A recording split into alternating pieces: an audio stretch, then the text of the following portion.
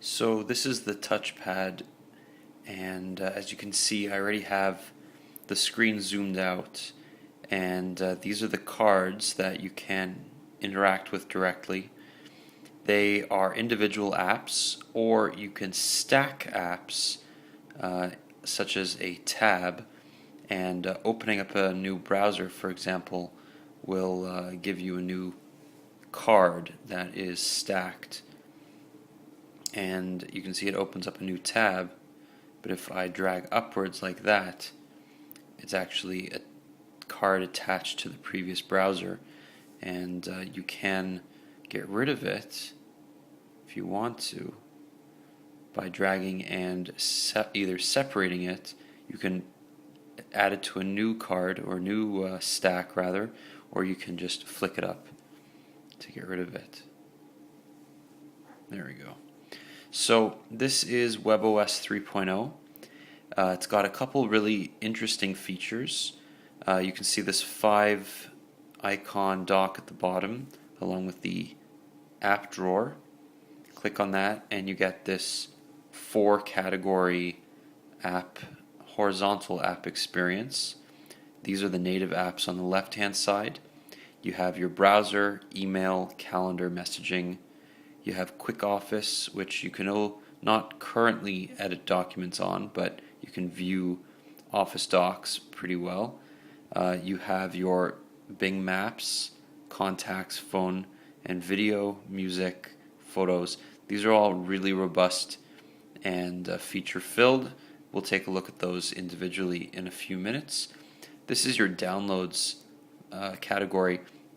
When I synced up my webOS account originally, I had it synced to a pre-2, and all of the apps that I'd either purchased or downloaded from the pre-2 were automatically downloaded straight onto the touchpad, which is a really nice feature, something that I hope will be used more when the pre-3 comes out and there's more universal app integration between the two devices. But right now, none of these apps really work very well. For example, if I open up the New York Times app, it's going to open in a vertical only orientation, and it's the phone app, and you can kind of zoom in on that, but it doesn't really work all that well. So the one thing that I want to show you here is if you press this home button, it doesn't actually take you to the home screen so much as it opens up the card view that you can then interact with. You can also interact anywhere along these 4 points just by swiping up or down, and that will get rid of a card. See, here we have a browser open, and this is the touchpad contest that we're running. You can see it's pretty smooth, and text looks really good. Scrolling's nice and smooth as well. Certainly not as fluid as on the iPad 2, but again, for what it is, it's a very highly capable browser, and it supports Flash. So if we open up my Galaxy S2 review, and this is running over Wi-Fi, this is an N network here. You can see down here I have full bars, so certainly not the fastest browser.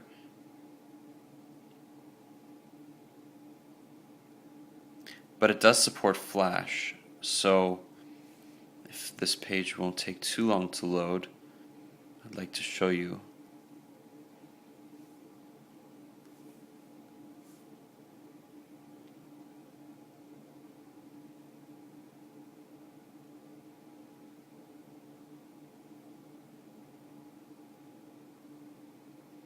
You can see all these Flash ads loading up on the side here. Hey everybody, it is Daniel here for Mobilesyrup, and this is the phone that everybody's been waiting for. Mute this. It is the Galaxy S2, and this is the follow-up to the... There we go. So you can see this is the 360p version. It's not too smooth, but it does the job. Going up to 720p will obviously choke it, and it's not something we're confident that dual core devices are really able to achieve yet, that'll be saved for the quad-core devices that we can watch Flash 1080p 720p video without hiccups inside the browser. So it does run fairly smoothly actually. And if we maximize it here, this is a 720p feed. So it'll take a few seconds to buffer, but yeah, runs pretty well. A few stutters, a few drop frames, but ultimately better than what you can get on well, you can't get this on iPad, and you can kind of get this on the Honeycomb platform, but not in any great consistency.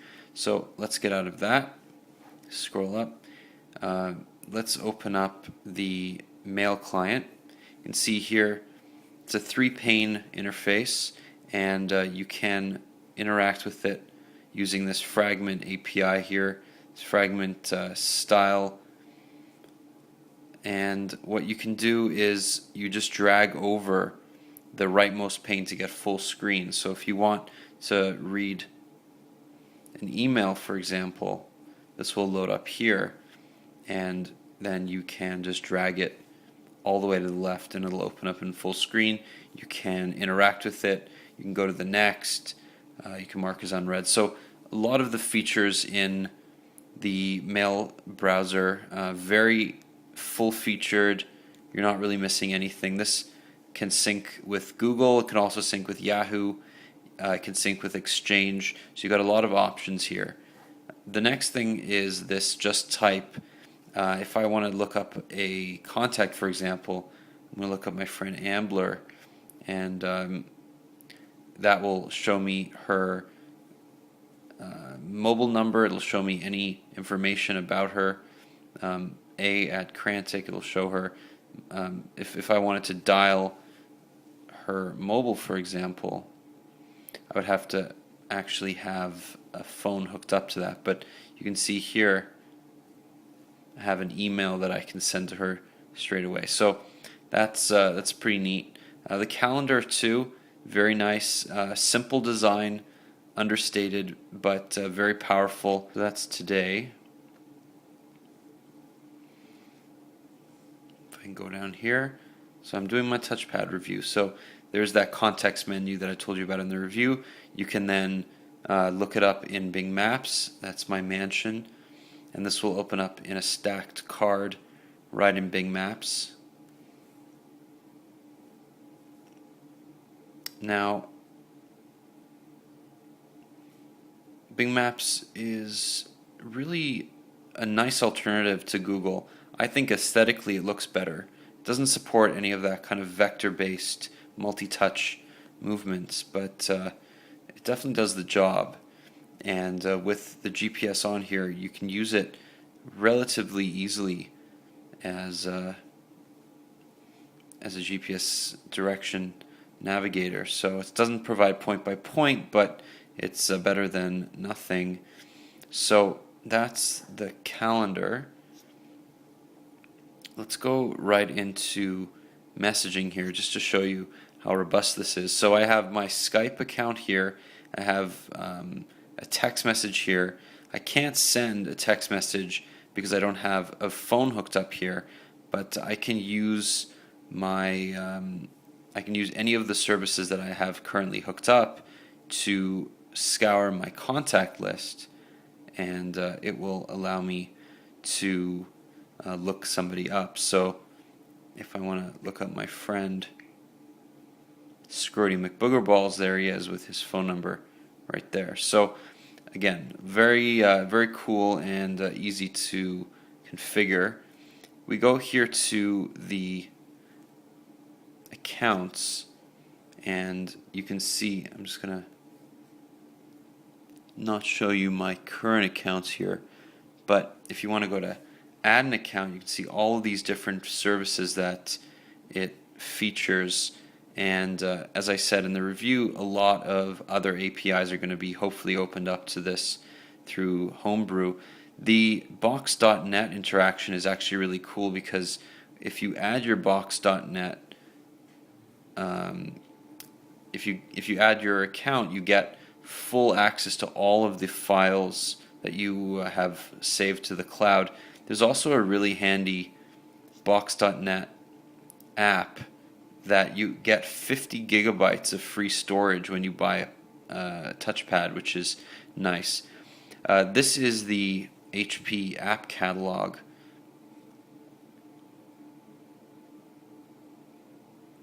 You see, sometimes apps take a little bit longer to load. One of the things that we really found frustrating about the TouchPad was the inconsistency of the performance. Sometimes apps took no time at all to load, and this is a dual-core 1.2 gigahertz processor. There's 1 gig of RAM in here. Sometimes everything was really quick. Other times it was frustratingly slow.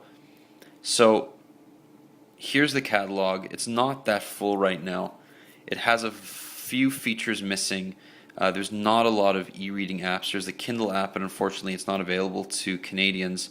There just aren't that many high-quality free or purchase apps. You can go to the paid apps. A lot of them will be recognizable. You have Slice It. Glimpse is a great app. Angry Birds, obviously. Lots of games, which is nice to see. Also, lots of kind of tools, productivity tools here. In the free category, stuff that you'll recognize: Epicurious, USA Today, Box.net, as I said, 50 gigabytes free. TuneIn Radio, which is one of my favorite. Spaz HD, which is a great Twitter app. There's something called News Republic here, which I'd like to show you because it features a lot of nice touchpad interface tweaks. You have this sliding fragments feature here that I showed you. You can maximize articles just like that. Performance, again, a little bit inconsistent. It kind of reminds me of Windows Phone 7 in the sense that scrolling is never perfectly smooth. I feel like Apple is really the only company to get scrolling perfect in their apps. You have lots and lots of categories. There's only about 6,500 webOS apps altogether. Many fewer touchpad apps.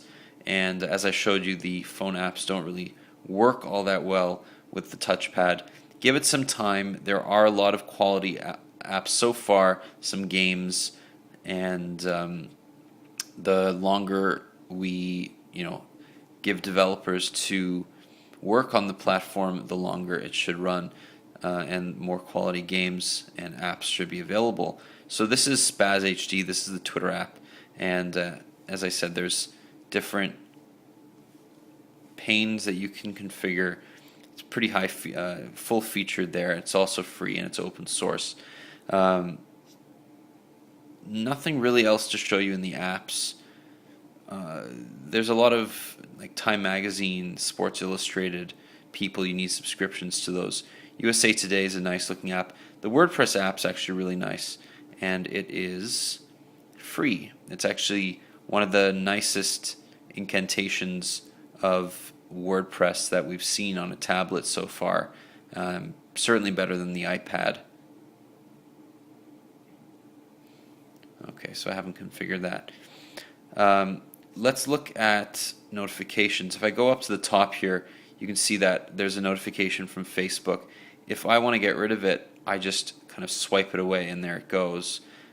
We have quick access to the settings down here, and that's permanent. You can see we have the ability to increase the brightness all the way to the top, Wi-Fi, VPN.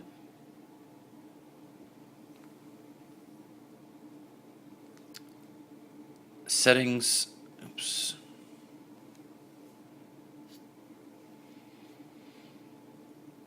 Settings, there's an exhibition mode, which is kind of like a dock mode.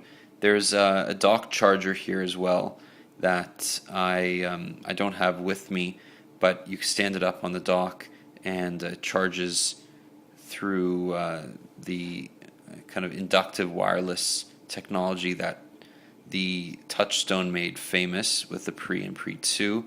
You also have this case here, which kind of folds into itself. It looks kind of like the Smart Touch case for the iPad, but it's not quite the same caliber.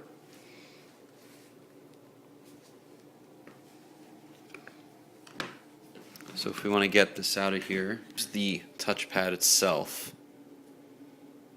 You can see it's quite a thick piece of plastic. There are 3 speakers, 2 on the bottom, 1 on the other side, so that you'll always have stereo sound regardless of what orientation it's on. There's a mini or micro USB port at the bottom, and that's pretty much it. There's a speaker dock, there's a volume rocker over there, 3.5mm headphone jack. It weighs about 1.6 pounds, 740 grams, not the lightest pad. It's about the same weight as the original iPad, certainly not easy to hold in one hand for a long period of time. That being said, it's nicely made, and even though the glossy plastic doesn't look so good after a few minutes with it, it's got some nice build quality overall. The speakers really do sound incredible and rival any of the higher end laptop speakers that you've listened to. So I can't recommend the touchpad at the original price it was being asked, which was $499 for or $519 rather for the 16 gig and $619 for the 32 gig. Right now, I believe they're about $100 off, so get them while they're hot.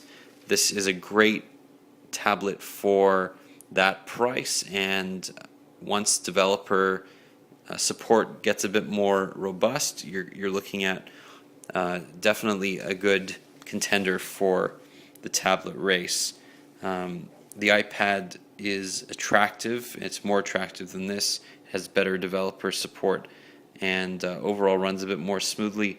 I don't know if I would recommend anybody purchasing this over the iPad unless money is an issue right now, or if they need flash for whatever reason, or a lot of kind of that synergy with their other webOS devices.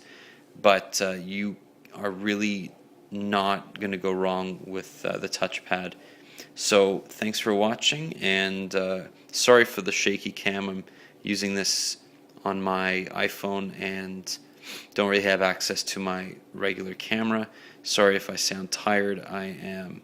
So thanks for watching.